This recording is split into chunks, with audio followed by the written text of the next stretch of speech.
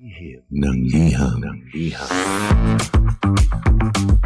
Ang pinakamakulit na girlfriend mo sa balat ng radyo. Isang magandang morning sa inyong lahat! Ako pa rin po nag-iisang girlfriend mo sa radio. My name is Lindsay. Makulit pero may puso, handang makinig sa mga kwento mo. Alam mo, feeling ko kailangan mo na siyang iwan kasi it doesn't make sense. Ang kwento sa lihim ng liham.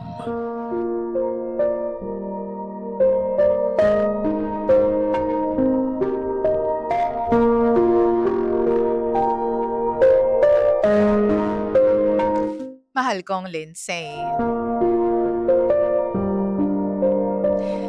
Tawagin niyo na lamang po ako sa pangalang Ces.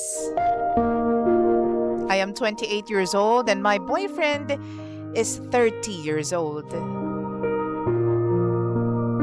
Pangga, almost 6 years na po kami and honestly, hindi ko inakala na darating kami sa point na kailangan kong pag-isipan kung kaya ko pang ipagpatuloy itong relasyon namin.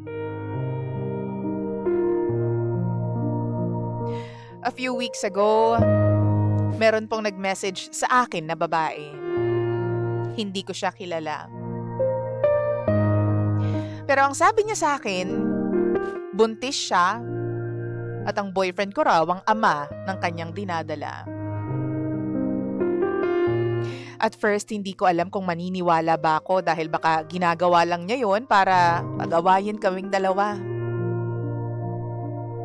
Pero habang nag-uusap kami, may mga details siyang sinabi na alam kong hindi niya basta-basta malalaman kung wala talagang nangyari sa kanila. Kinumpronta ko yung boyfriend ko and eventually, umamin siya.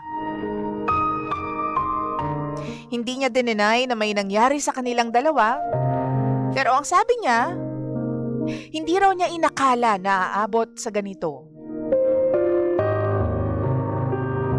Nagkaroon daw sila ng something habang madalas siyang nasa ibang lugar dahil sa kanyang trabaho. Hindi ko alam kung gaano katagal. Pero ang pinaka-importanteng nalaman ko ay ang meron silang nabuong bata. Ang mas masakit pa dito, DJ Lindsay, ay hindi ko ito nalaman mula sa bibig ng boyfriend ko. Yung babae pa yung nag-message sa akin.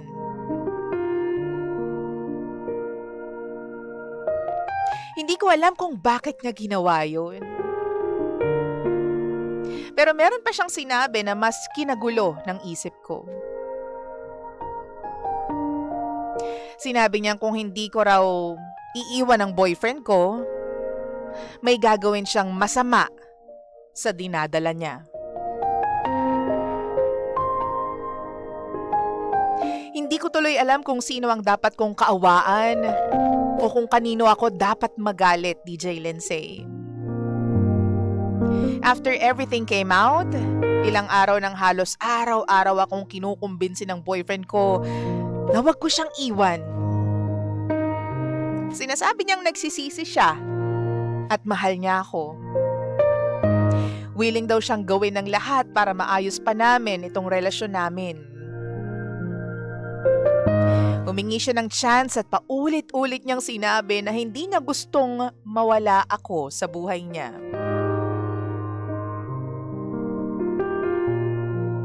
Mahal ko pa rin siya. DJ Lindsay, kung wala na akong feelings para sa kanya, siguro mas madali sanang sabihin na tapos na. Pero hindi gano'n ang sitwasyon ko. Kahit sobrang sakit ng ginawa niya sa akin, may part pa rin sa akin, DJ Lindsay, na gusto siyang yakapin at maniwala na kaya pa namin ayusin to.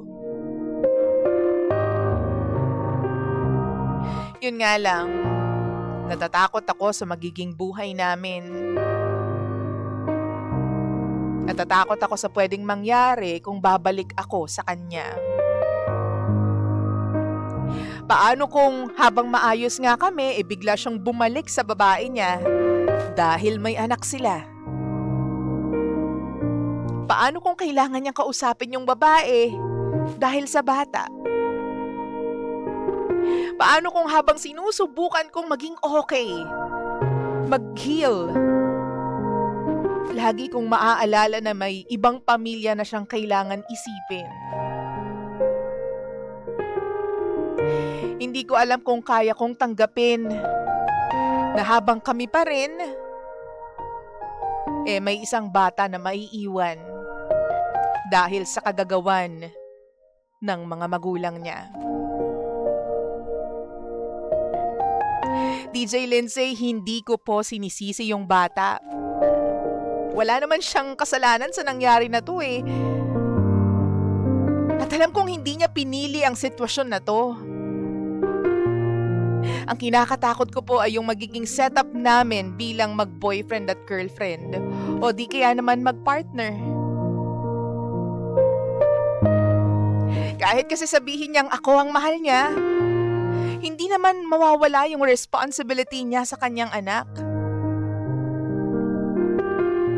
Minsan naiisip ko na baka kapag pinatawad ko siya, ako naman yung maging dahilan kung bakit hindi niya makasama ng maayos yung anak niya. Pero kapag hinayaan ko naman siyang umalis, natatakot ako na baka sila talaga ang piliin niya eventually. Ang gulo kasi. Kahit ako, hindi ko na alam kung ano ba talaga yung gusto ko. I know I love him, DJ Lindsay. Pero hindi ko alam kung kaya kong mabuhay kasama yung katotohanang nagkaroon siya ng anak sa ibang babae habang kami. Hindi ko rin alam kung kaya ko bang ibalik yung tiwala na nawala. Sinasabi niya na nagkamali siya. Hindi na raw niya uulitin. Pero paano ko naman malalaman yun? Ngayon lang naman siya sobrang nagsisi dahil nahuli na siya. Hindi ko maiwasang isipin na magsisisi ba talaga siya kung hindi ko nalaman yung totoo. At isa pa sa pinakakinakatakot ko, baka bumalik siya sa babae, hindi dahil mahal niya yun kundi dahil may anak silang dalawa.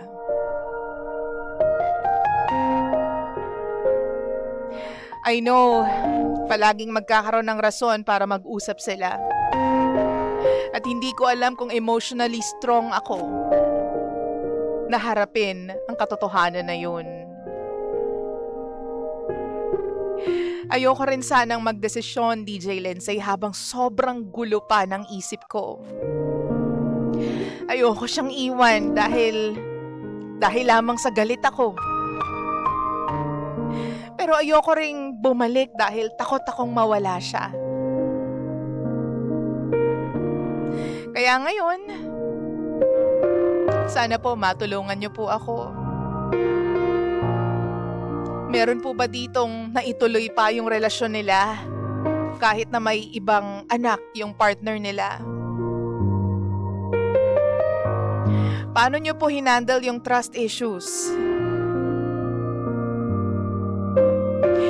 DJ Lindsay, mahal ko pa siya. Pero hindi ko alam kung sapat ba yung pagmamahal para tanggapin ko lahat yung kasamaan na ginawa niya sa akin. Lalo na yung panloloko at yung kasinungalingan niya.